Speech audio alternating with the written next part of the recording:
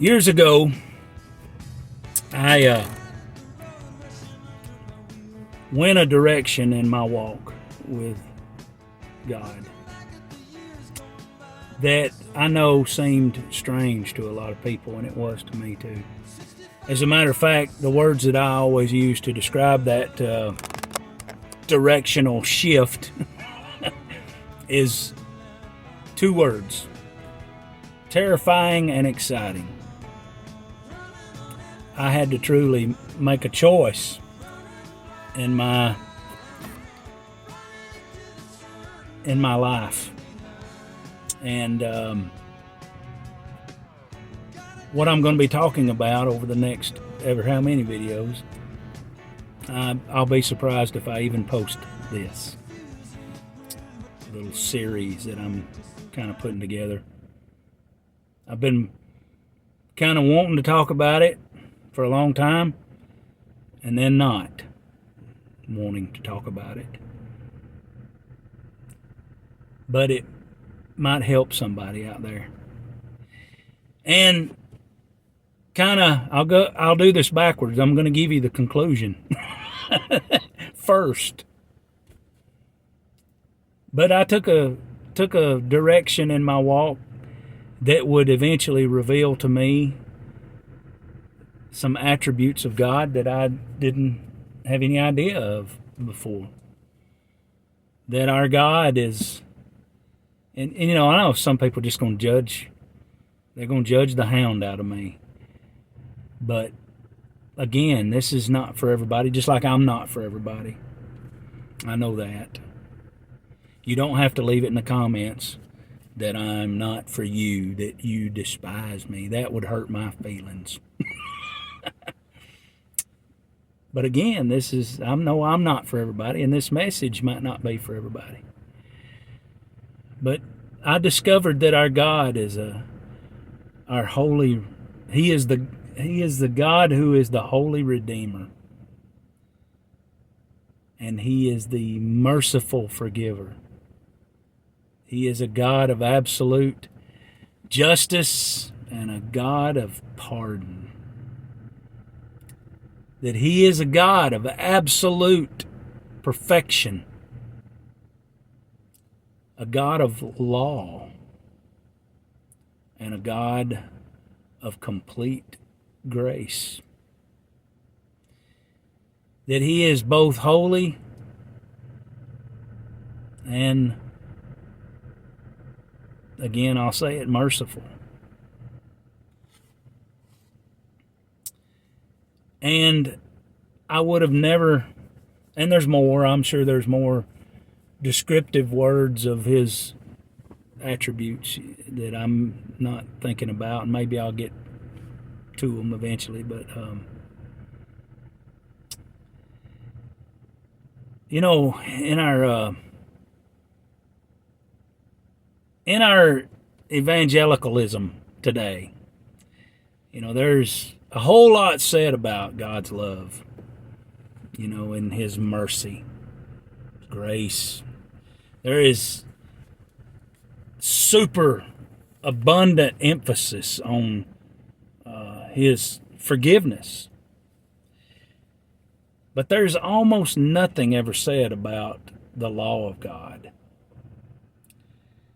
the judgment of God, you know, about the heinousness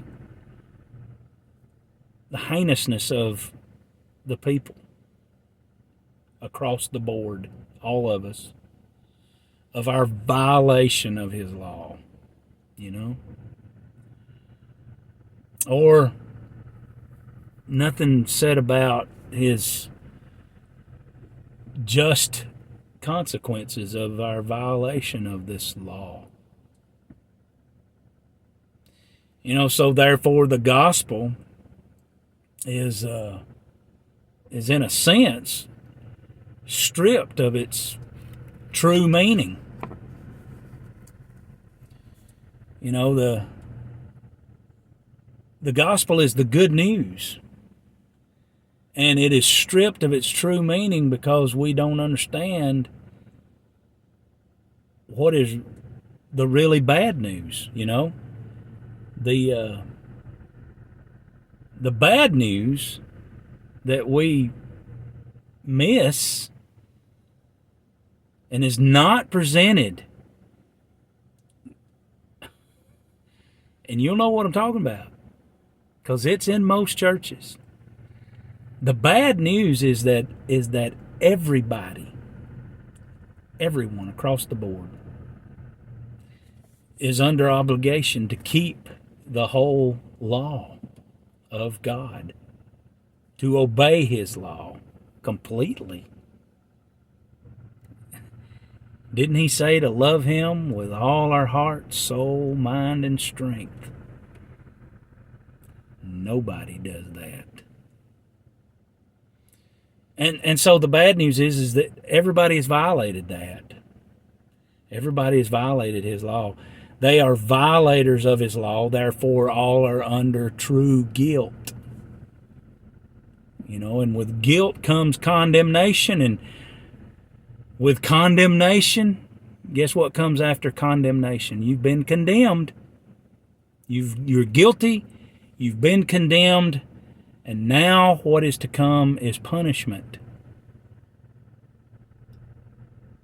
And that punishment is everlasting. So to understand the gospel, the good news, we must understand the bad news. There is damnation and judgment coming. And the good news is that we can be delivered from that punishment. You know, I'll just say one more thing, because I feel like this is going to go on and on and on. But we must, we try our hardest to get people into heaven.